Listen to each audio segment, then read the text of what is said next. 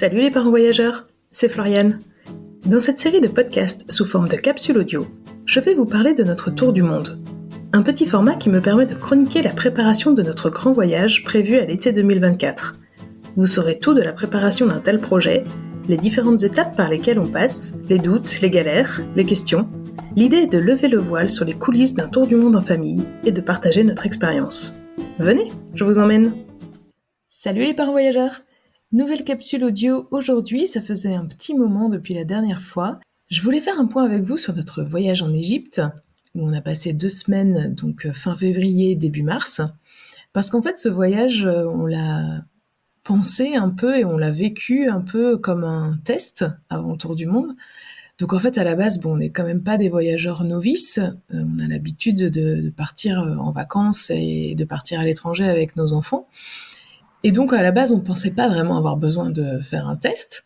Mais finalement, on a profité de l'opportunité, en fait, de ce dernier voyage avant le grand départ, pour tester un petit peu un nouveau mode de voyage, quelque chose qu'on n'avait pas encore fait tout à fait jusqu'à présent, déjà tester quelques équipements et tout ça.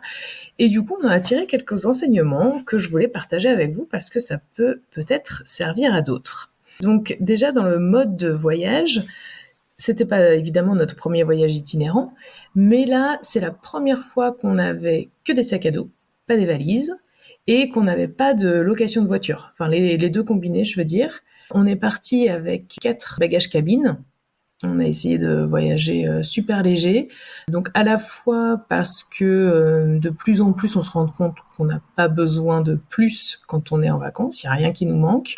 Et puis aussi, en fait, pour des raisons pratiques, parce que quand on change et qu'on est dans les transports en commun, qu'on change de lieu assez régulièrement, etc., en fait, c'est bien de pas se casser le dos à porter des sacs trop lourds. Enfin, nous, ça nous convient en tout cas. Nos enfants, du coup, ont pu aussi participer et porter leurs sacs. Enfin, un enfant sur 2, on va dire. Et puis, quand on change aussi souvent d'endroit, donc là, on restait maximum 2 nuits à chaque endroit. Donc et souvent, c'était une seule nuit. Donc, en fait, on défait les valises, on refait. C'est bien aussi quand ça prend pas 10 ans de refaire son sac tous les jours, quoi. Donc, moins on en a, plus ça va vite. Donc, pour ça, c'était vraiment top. Donc, au niveau des sacs à dos, on a rien acheté encore dans l'optique du grand voyage, mais on s'était fait prêter un sac à dos enfant de chez Decathlon. C'est un 28 litres qui a une ouverture sur le dessus avec la possibilité de régler la hauteur des bretelles, en fait, pour s'ajuster vraiment à la taille de l'enfant. Et puis, on peut imaginer qu'un enfant de 11 ans, pendant 1 an de voyage, il va grandir. Donc peut-être que c'est utile aussi, en fait, de s'adapter à sa morphologie qui va évoluer au fur et à mesure du voyage.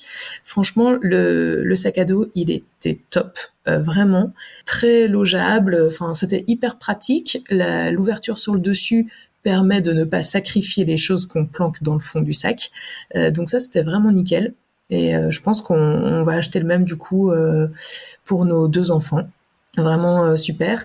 Par contre, je me suis rendu compte que pour notre plus jeune enfant qui a 8 ans, là, j'ai pas pesé les valises avant le départ, mais c'était un peu trop lourd. Ça faisait moins de 7-8 kilos, parce que de toute façon, on avait essayé de respecter les contraintes des compagnies aériennes, mais c'était un peu trop lourd pour lui. Il pouvait pas vraiment le porter dans la durée, donc on s'est retrouvé comme on en avait 4 et plus que 3 dos pour porter des sacs. C'est arrivé quand même de nombreuses fois où soit mon mari soit moi on en porte un autre à bout de bras, quoi.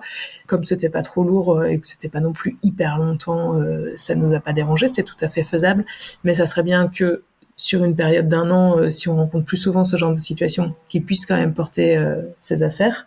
Donc voilà, il faudra qu'on fasse vachement attention à ça. Je pense au poids que le petit peut porter. Le plus grand, qui a 11 ans, lui, ça lui posait pas de problème. En fait, le sac à dos de voyage était moins lourd que son cartable certains jours de collège.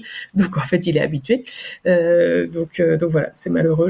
Franchement, j'ai peur pour son dos avec tout ce qu'il porte toute l'année au collège. Mais en tout cas, là, le sac à dos de voyage avec 15 jours d'affaires, c'était nickel. Ce que je retiens quand même, c'est que On a des petites pochettes un peu pour se répartir au moins nos sous-vêtements, mais c'est des sacs en tissu que j'avais cousus en 2017 pour notre premier grand voyage de 2 mois. Donc bon, on les utilise toujours, elles sont très pratiques ces petites pochettes. Par contre, je pense que peut-être pour le tour du monde, il faudrait qu'on envisage d'acheter des pochettes qui se compriment. Je sais pas exactement comment ça s'appelle, mais avec des fermetures éclairs en fait qui permettent d'écraser vraiment les vêtements. Ça permet de gagner quand même pas mal de place. Donc je crois qu'on va investir là-dedans. À mon avis, c'est très pratique. Et puis les petites pochettes, en fait, on n'en a pas non plus énormément. Donc ce que je fais, déjà, je sépare les sous-vêtements de tout le monde. Mais à un moment donné, on avait utilisé un des sacs avec lequel on était parti avec comme si c'était un bagage quoi vraiment, et en fait on l'a transformé dès notre arrivée en Égypte, on l'a transformé en sac à dos de journée. Donc c'est-à-dire que moi j'avais toutes mes affaires dedans, tous mes vêtements, et donc là j'avais recondensé tous mes vêtements dans le grand sac qu'on avait utilisé avec les affaires des enfants. Donc on était 3 dans un même sac pour pouvoir libérer le sac à dos pour faire les balades la journée. Donc déjà un sac pour 3 en fait ça passe. Donc c'est bon à savoir, sachant que je n'ai pas utilisé tous les vêtements que j'avais prévus. Pourtant, j'avais pas prévu grand-chose, mais j'avais prévu 3 shorts pour 15 jours. Et bon, en gros, j'en ai utilisé que 2. Voilà, j'avais une robe aussi et un pantalon que j'ai utilisé. Donc du coup, j'avais vraiment un short en trop que je n'ai pas du tout mis. Et après, au niveau des hauts, j'en avais quand même pris 5 ou 6. Et là, j'ai tout utilisé parce que à un moment, je me suis dit, ok, je les ai autant que je les utilise. Peut-être que j'en avais genre un en trop, mais donc voilà, c'était pratique. Pour les sous-vêtements, on a aussi tout utilisé, sauf peut-être un peu les paires de chaussettes. Mais bon, là, j'en avais pris. Moi, j'ai des toutes petites soquettes là qui se voient pas du tout. Ça prend pas de place. J'en avais pris plein en me disant, si je peux m'éviter de faire trop de lessive, ça m'arrange. Au final, on a pu laver plusieurs fois. Sinon, j'ai fait aussi à la main. J'avais pris un petit bloc de savon de Marseille. Super pratique, hyper efficace. Je l'ai utilisé en savon, shampoing et lessive. Franchement, c'était canon. L'Égypte, c'est un pays assez sec où les vêtements sèchent assez vite. C'est pas un pays humide où on galère à faire sécher sa petite lessive. Ça, c'était hyper pratique. Et donc, on est prêt pour le voyage sac à dos. Nous, on avait un grand sac à dos randonnée, mais genre vraiment, ça fait 20 ans ou peut-être même plus qu'on a ça, dans une vingtaine d'années, je pense. Et donc, il a pas l'ouverture sur le devant. Et donc, en effet, les affaires qui sont dans le fond, en fait, sont un peu sacrifiées, quoi. Donc, mon mari, il avait 2 paires de chaussures, une qu'il a mis quasiment pendant tout le séjour sur place, et puis une autre avec des chaussures fermées qu'il a utilisées pour les grands trajets. Et donc là, voilà, c'était les chaussures fermées qui allaient dans le fond du sac, des choses, voilà, un petit peu quand même des affaires pratiques dont on a eu besoin, mais qu'on n'utilisait pas tous les jours. Et donc voilà. Mais en tout cas, tester des sacs à dos, ce mode de voyage où on change souvent, on est en transport en commun, etc. C'était top, ça a bien roulé et donc je pense qu'on est prêt. Ça nous a également permis de tester avec les enfants les bus de nuit. Alors nous, avec mon mari, on connaissait les bus de nuit en Chine, quand on avait vécu en Chine il y a 18 ans. On avait fait plusieurs trajets, c'était nickel, couchettes, etc. Franchement, c'était top. Bon, les bus de nuit en Égypte, c'est pas la même. C'est-à-dire qu'on s'allonge pas, hein, on est juste, c'est un bus, quoi, c'est un autocar, avec des sièges qui ne s'allongent pas. Donc c'est pas ultra confortable, mais on avait chacun un petit coussin tour de cou, gonflable, qui prend pas trop de place du coup quand on l'utilise pas. Et ça, bon, les enfants, c'était un petit peu moins pertinent pour eux parce qu'en fait, c'est nous qui leur servions de coussin. Mais pour mon mari et moi, franchement, ça nous a bien aidé. On regrette pas d'avoir acheté ces petits coussins tour de cou. Ça permet de se caler un petit peu et de quand même dormir un peu, de trouver le sommeil. On a toujours un petit peu peur des trajets sur la route longue distance, longue durée, parce que mon plus jeune fils et moi, on est malades dans les transports. C'est pas notre partie préférée, quoi. Finalement, on a eu que un petit souci quand on est arrivé à Luxor tôt le matin, après 10-11 heures de bus. Bon, là, on était bien réveillés le matin et la dernière heure à traverser des villages, on était vraiment brinque-ballés dans le bus et là, c'était pas agréable. Donc, c'était un petit moment compliqué pour Adrien et moi, mais sinon, les enfants, ils ont pas bronché. On a fait du minivan, du minibus, quoi, pendant 3-4 heures quand on est allé à Abu Simbel. Ça s'est passé crème. On a donc fait 2 bus de nuit, c'est passé crème. Dans le désert, on a aussi fait pas mal de routes, c'est passé crème. Franchement, ils ont été top. Donc, c'était génial. Et ce qui nous a quand même permis, et ce qui leur a permis de tenir, parce que quand même, il faut voir que quand on est en Égypte, là, sur des longues distances comme ça, en fait, il n'y a rien. Le paysage, c'est le même paysage pendant 3 heures. On roule à 90-100 km/h. Il n'y a rien à regarder, il n'y a rien qui change autour de nous. Donc, on regarde le paysage pendant 10 minutes, mais après, c'est tout le temps le même, quoi. C'est assez monotone. Et donc, qui quand même a sauvé la vie de tout le monde, c'est de lire. Même Adrien qui est malade d'habitude en transport, finalement c'est tellement tout droit et monotone que sur les trajets comme ça, là, où on n'avait pas des virages, des dodanes à tout va, parce qu'en Égypte c'est les rois des dodanes dans les villes, du coup il arrivait aussi à lire un peu pendant les transports, moi aussi, donc finalement ça c'était canon. Pour les garçons, je voulais à tout prix qu'on leur trouve des liseuses, et j'ai fait des pieds et des mains pour qu'on n'achète pas de tablettes, parce que j'ai peut-être un petit souci, mais bref, j'ai pas envie qu'ils passent leur temps sur un écran. Je vois comment ils sont complètement dingos dès qu'il y a quelque chose qui est sur un écran, un téléphone, une tablette, etc. À la maison, on fait quand même assez gaffe à ça. Et donc, on n'a pas de tablette. Donc, voilà, je voulais pas qu'ils en aient. L'objectif étant qu'ils puissent avoir un support pour lire des livres parce qu'ils adorent ça. Et puis, au final, comme ils lisent 95% de bande dessinée, j'ai dû me rendre à l'évidence et on a acheté des tablettes. Donc, on en a acheté 2, franchement un modèle basique, on n'a pas mis très cher. Je pourrais vous le donner à ceux que ça intéresse parce qu'au final, on en est très contents de ces tablettes. Les garçons en sont très contents et ils ont beaucoup, beaucoup, beaucoup lu pendant les trajets ultra monotones. Et donc ça nous a sauvé la vie quand même. De toute façon, comme on n'avait pas de réseau particulièrement, parce que même si on avait acheté une carte SIM en Égypte, quand on est dans le désert, qu'on part pendant au moins 36 heures, on était quasiment sans connexion, donc il n'y avait rien d'autre à faire sur la tablette que lire les livres déjà chargés.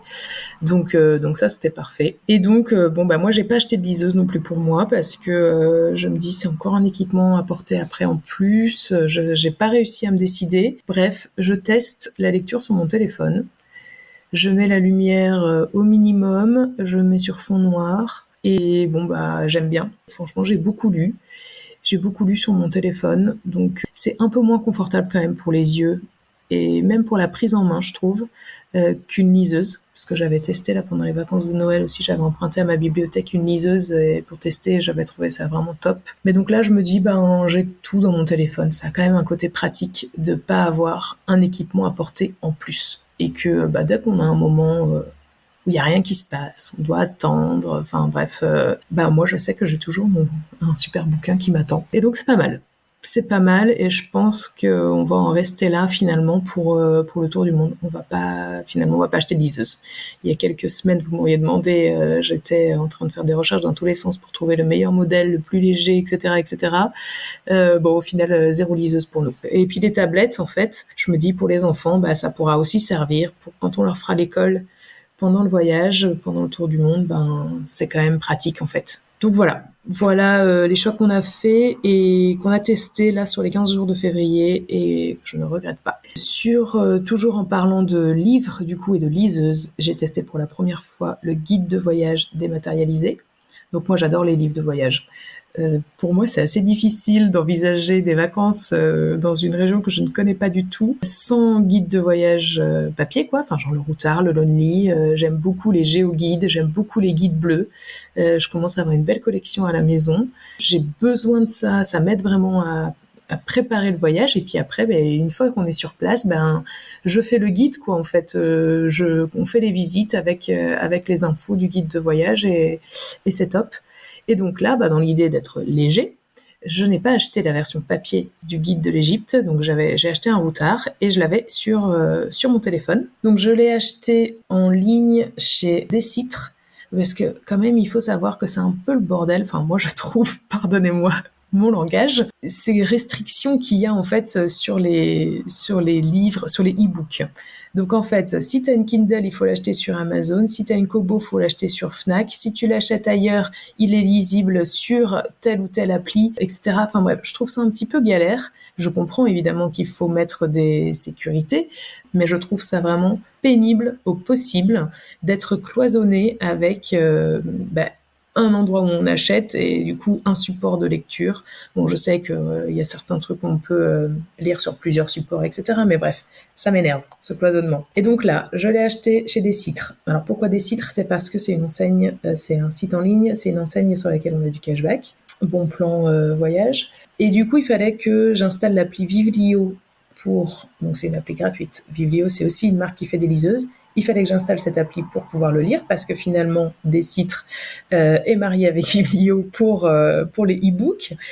Et du coup, l'appli Vivlio, je suis désolée, mais elle est nulle. Elle est vraiment nulle dans le sens où on peut marquer les pages, mais on peut pas mettre de petites notes en face de la page. Donc en fait, moi j'avais marqué les pages, genre Le Caire, Luxor, Assouan, enfin vraiment les pages qui m'intéressaient, quoi, sur lesquelles j'allais devoir revenir plusieurs fois. Et tu sais pas. Donc dans tout ton petit index avec tes pages marquées, t'as page 134, page 137, page 243. Débrouille-toi pour savoir sur quelle page t'as marqué, laquelle t'as besoin cette fois-ci, etc. J'ai trouvé ça nul. On pouvait pas faire de recherche non plus par mots, parce que sinon je vais dans la petite loupe, je cherche Assouan et bim, je tombe sur la page Assouan. Ça aurait été pratique. Il n'y a pas de petite loupe, ça m'a gonflé. Bien sûr, je me suis rendu compte de ça une fois sur place. Donc j'ai pas pris le temps, enfin j'avais regardé vite fait comment convertir le fichier pour que ça soit lisible sur une autre appli, parce que j'en utilisais une autre pour mes lectures, quoi, enfin pour les bouquins. Et bon, j'ai pas trouvé comment convertir le truc, bon j'ai pas passé tout mon temps non plus des vacances à chercher ça. Depuis j'ai trouvé, et maintenant j'ai téléchargé une autre appli, donc j'ai viré Vivlio et j'ai téléchargé Pocketbook, et ça marche nickel. Je peux mettre des petites notes, je peux sauvegarder les pages en disant lesquelles c'est, je peux faire des recherches par mots, enfin bref, c'est top. Donc là, je pense que j'ai trouvé la bonne combinaison. Du coup, c'est toujours sur mon téléphone. Donc voilà, donc c'est ce que je vais faire, je pense, pour le grand voyage. Je vais pas acheter de livres papier. Je suis très triste pour la bibliothèque parce que j'adore les livres. Mais tant pis, on va quand même s'alléger et je vais opter pour des livres, des guides de voyage en e-book. Autre petit équipement qu'on a pu tester, pour le coup, quand je dis petit, c'est vraiment petit, c'était les serviettes microfibres de chez Minimise. Donc en fait, on a des serviettes microfibres depuis longtemps de chez Decathlon, qu'on utilise en voyage parce qu'elles sont petites, mais franchement, on n'est pas ultra fan, ça essuie pas des masses.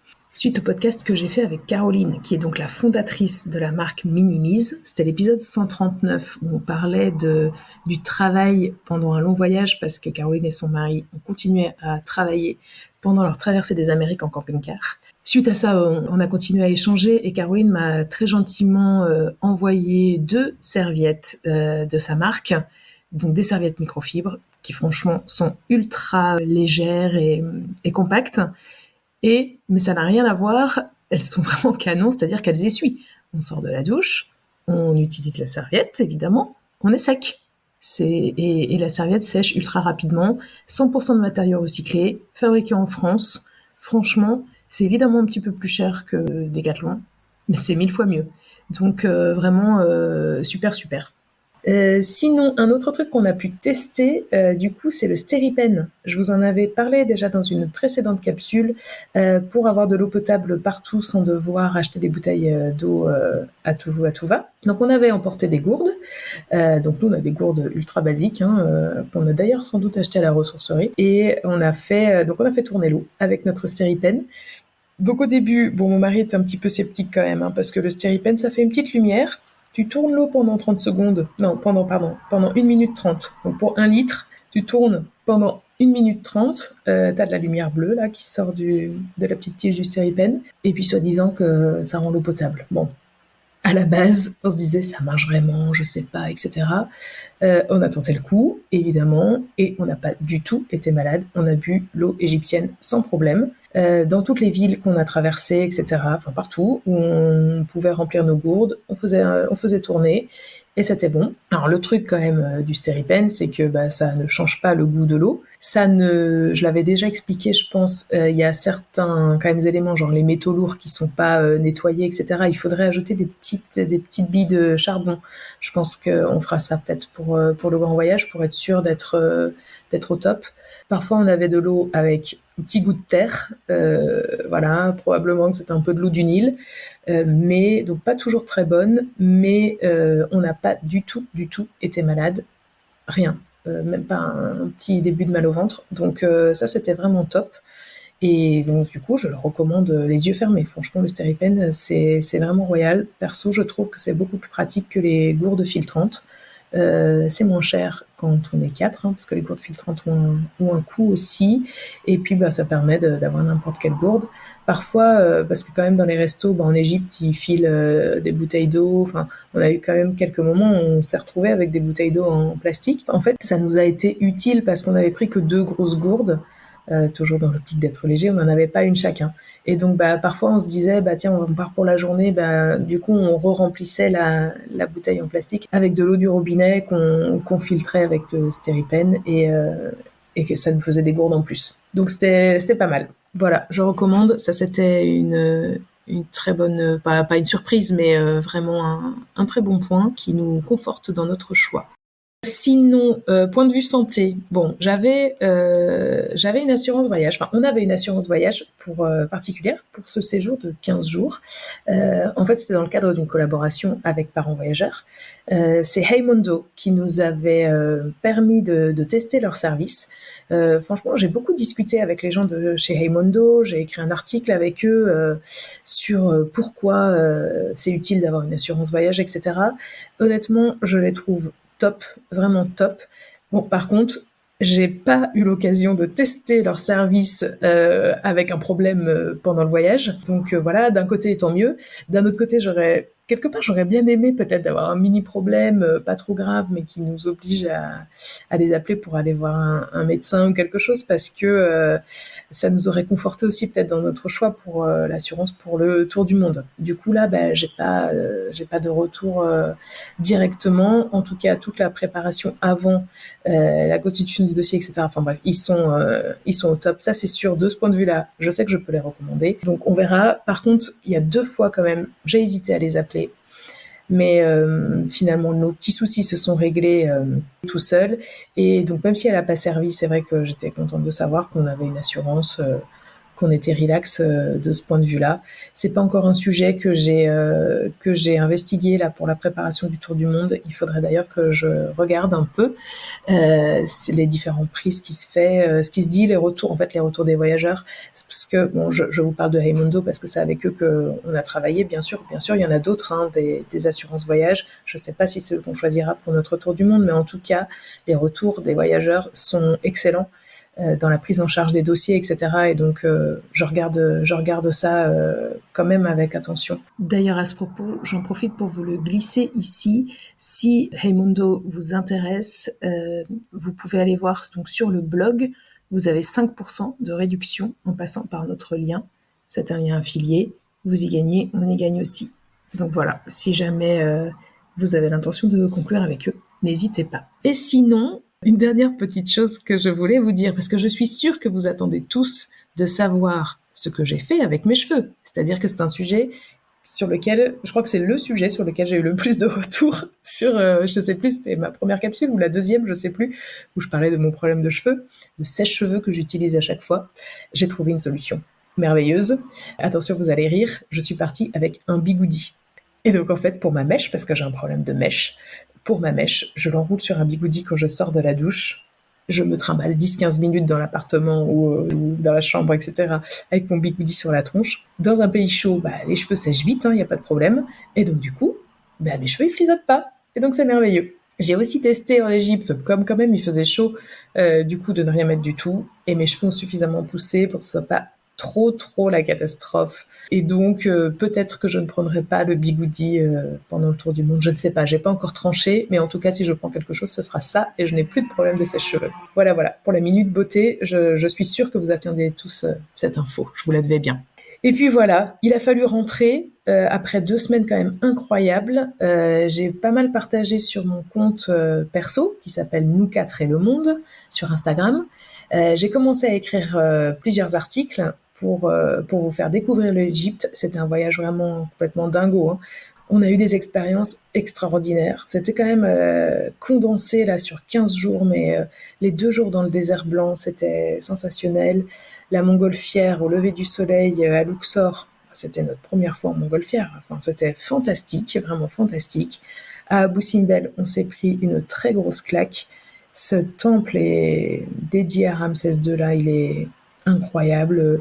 L'histoire du déplacement du temple pour éviter la noyade suite à la construction du barrage d'Assouan. Enfin, c'est quand même un truc de fou, quoi, d'imaginer qu'ils ont déplacé ça pierre par pierre.